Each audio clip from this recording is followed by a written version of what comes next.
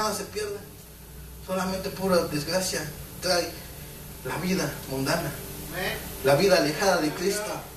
Solamente trae sufrimiento, dolor, que te sientes bien un rato. Claro, a lo mejor cuando estás con los amigos, tomando, drogando, te sientes bien, divertido.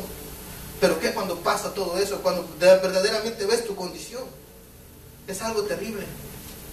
Mis amados hermanos, seguimos adelante con la palabra de Dios. Pedro, Jacobo y Juan, ellos representaban en la transfiguración al pueblo de Dios, al pueblo judío, al pueblo de Israel específicamente, los que van a ser salvos después de la segunda venida de nuestro Señor Jesucristo. La nube, ¿qué es lo que representaba la nube, mis amados hermanos? En el versículo 5 dice que hubo una nube, dice, mientras él aún hablaba, una nube de luz cubrió, y aquí una voz desde la nube que decía: este es mi Hijo amado en quien tengo complacencia, a él oí. ¿Qué era lo que representaba la nube, hermanos? Yo creo que la mayoría sabe, era la gloria de Dios mismo. Esta nube se ve en el Antiguo Testamento muchas veces. Esta nube se ve cuando hicieron el tabernáculo, cuando hacían el tabernáculo, venía la nube y descendía sobre el tabernáculo. Los que estudian la Biblia en hebreo se llamaba algo como Shekinah, algo así. Algo así, no hablo mucho, no hablo ni español bien. Santo Dios. Bueno, pero en español era la nube, que era la gloria de Dios, que venía sobre el tabernáculo y estaba ahí. Y muchas veces en la Biblia vemos en el Antiguo Testamento cuando esta gloria venía, era la misma presencia de Dios. Ahora cuando Salomón construye el templo y dedica el templo a Dios, también vino esa misma nube, la misma presencia de Dios y venía. Y aquí en este pasaje de la Biblia se está viendo esa misma presencia, la nube que abarca y que cubre todo, y entonces habla Dios. Habla Dios Padre, habla Jehová de los ejércitos y dice: este es mi Hijo amado en el cual tengo complacencia, a él oí. Antes de Jesucristo, mis amados hermanos, toda la gente tenía que escuchar a Moisés y a los profetas, tenía que escuchar la ley.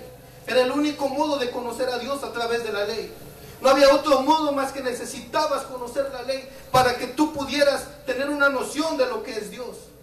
Cuando estuvieron los profetas, cuando la ley empezó a ser obsoleta, cuando ya no seguía la ley, entonces vinieron profetas y profetas y profetas de parte de Dios, y que decían: arrepentidos, volver al camino, volver a Jehová.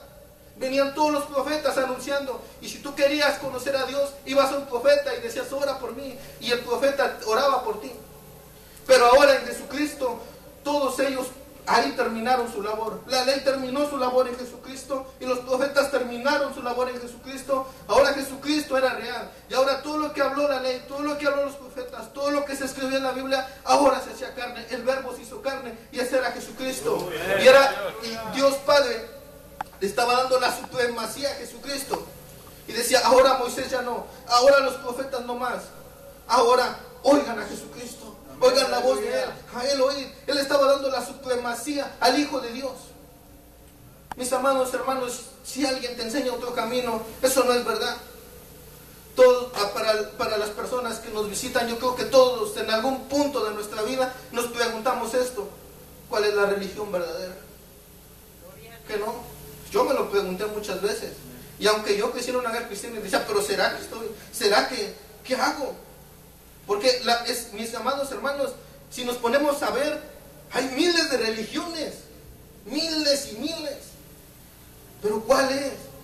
Eso de las religiones es bien fácil. Cuando a Jesucristo le preguntan: ¿tú quién eres? Y empieza a decir: ¿tú quién eres? Y los apóstoles también tuvieron esa duda y le dijeron: Señor, ¿cómo vamos al cielo? Y Jesucristo les dijo: yo soy el camino, la verdad y la vida. Y nadie viene al Padre si no es por mí. Y aquí vemos, mis amados hermanos, cómo Dios le da toda la autoridad a Jesucristo, y le dijo: a él oí. A Elías ya no, a los profetas ya no, ni a la ley tampoco. A Jesucristo, toda la ley se cumple en Jesucristo. Mis amados hermanos, cuando esto estaba pasando era algo sorprendente. Era algo que ellos estaban mirando. Era algo que Pedro, Jacobo y Juan estaban presenciando, un evento que cambiaría las vidas de ellos, que cambió el mundo completamente. Mis amados hermanos, cuando Jesucristo venía, como un dato, cuando había reyes en esa época, todos los reyes que menciona la historia, Los reyes, cada rey ponía su calendario. Y si vemos en el Antiguo Testamento, vemos como el rey Acab, que fue un hombre malo, pero tenía su calendario, y empiezan las escrituras de la Biblia, dicen en el año fulano de tal, en el año 20 de Acab, en el año 20 de Salomón. Cada rey tenía su calendario. Cuando Jesucristo vino, el Rey universal, Él puso su calendario también. Puso el calendario, el año 0 cuando Él nació, después de Cristo y antes de Cristo. Para todos, cristianos o no, antes y después de Cristo, el Rey universal. Él vino, y es algo para que nos demos cuenta, mis amados hermanos, de cómo el nacimiento de Jesucristo tenía que cambiar nuestras vidas, y cambia nuestras vidas. Mis amados hermanos, ciertamente vemos por qué pasó todo esto, y esto fue para nuestra vida.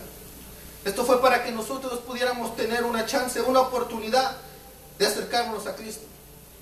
Esto fue, mis amados hermanos, para que nosotros pudiéramos tener la oportunidad de ser salvos. Y ya no solamente era por la justicia, ya no solamente era por Moisés, ya no solamente era por seguir una ley que no podíamos cumplir. Ahora venía Jesucristo.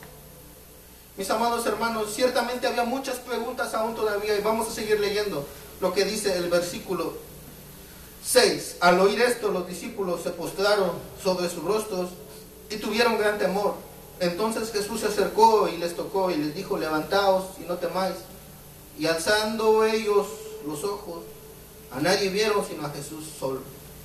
Cuando descendieron del monte, Jesús les mandó diciendo: no digas a nadie la visión hasta que el Hijo del Hombre resucite de entre los muertos. Entonces sus discípulos le preguntaron diciendo: ¿por qué pues dicen los escribas que es necesario que Elías venga primero? Y respondió Jesús y les dijo: a la verdad, Elías viene primero y restaurará todas las cosas. Mas os digo que Elías ya vino y no le conocieron, sino que hicieron con él todo lo que quisieron. Así también el Hijo del Hombre padecerá de ellos. Entonces los discípulos comprendieron que había hablado de Juan el Bautista. Mis amados hermanos, ciertamente fue pronosticado un predecesor, alguien que vendría antes que el Mesías. Pero acuérdense, mis amados hermanos, que estamos hablando de que Jesucristo vino. La primera vez que vino, hubo un predecesor, y ese fue Juan el Bautista, del cual él se está refiriendo. Pero mis amados hermanos, los apóstoles aún estaban intrigados. Decían: ¿pero qué? ¿No tenía que venir Elías primero antes que tú? Vamos a ver esta profecía. Vamos un poco a la Biblia. Vamos al Antiguo Testamento. Vamos a Malaquías capítulo 4 y versículo 5. Y ahí está más o menos la profecía. Dice así: he aquí yo os envío al profeta Elías antes que venga el día de Jehová grande y terrible. Mis amados hermanos, ciertamente primero vino Jesús, pero vino antes alguien que era su primo, que era Juan el Bautista. Y él ciertamente vino a preparar el camino. Y él venía diciendo: yo vengo a predicar, dice, yo bautizo para arrepentimiento de pecados, dice, pero viene uno tras de mí, el cual los bautizará en espíritu y fuego. Él venía preparando el camino para Jesucristo. Ahora, quiero que noten algo, mis amados hermanos. Ciertamente Jesucristo prometió que volvería todavía. Y ahora tendría que venir en poder y gloria. La primera vez vino como siervo y hubo un predecesor que fue Juan. La segunda venía con poder y gloria, y también tiene que haber un predecesor. Aún Jesucristo no viene por segunda vez. Aún Jesucristo no ha venido por segunda vez a plantar su reino ahora con poder y con gloria. La primera venida vino como siervo, pero la segunda volverá como rey. Mis amados hermanos, ciertamente la primera era necesaria que Él viniera como siervo. La primera venida era necesario que Él viniera como siervo. Él tenía que demostrar la humildad. Él tenía que darse como cordero por el perdón hacia todos nuestros pecados. Era necesario que Él viniera a demostrarnos el camino hacia Dios. Pero era necesario también que Él nos enseñara cómo caminarlo, cómo vivir una vida en humildad, cómo caminar esa vida conforme Él quería. No es como ahora, no es como las religiones dicen. Si ustedes ven a las religiones, los líderes de las religiones son los que andan en sus jets privados, son los que tienen el dominio sobre muchos países. No, Jesucristo vino a servir a todos. El Evangelio de Jesucristo es a todo lo contrario de las grandes religiones. En las grandes religiones los líderes son servidos. Jesucristo vino a servir a todos. Jesucristo era el más grande servidor y demostró su amor para con nosotros, dando su vida en la cruz. Y Él dijo: yo Él dijo, ustedes no me quitan mi vida, yo la pongo para que ustedes sean salvos. Para que nosotros pudiéramos alcanzar esa oportunidad de ser salvos. Ciertamente cuando Jesucristo venga a la segunda venida, vendrá con poder y gloria, pero la iglesia no verá esa segunda venida. La iglesia se va en el arrebatamiento. Cuando Jesucristo un día dice que la iglesia vendría por la iglesia, pero no hasta la tierra, dice que vendría en las nubes y la iglesia sería arrebatada.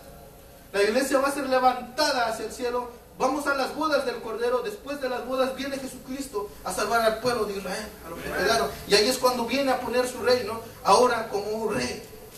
Mis amados y hermanos, ciertamente no soy escatólogo ni soy graduado en escatología, pero esto es algo sencillo que enseña la Biblia. No necesitamos tener doctorado, eso está en la Biblia. Ahora, ¿quién es el segundo predecesor que va a venir cuando venga Jesucristo? La Biblia lo dice en Apocalipsis capítulo 10. Vamos a buscar Apocalipsis 10, hermanos.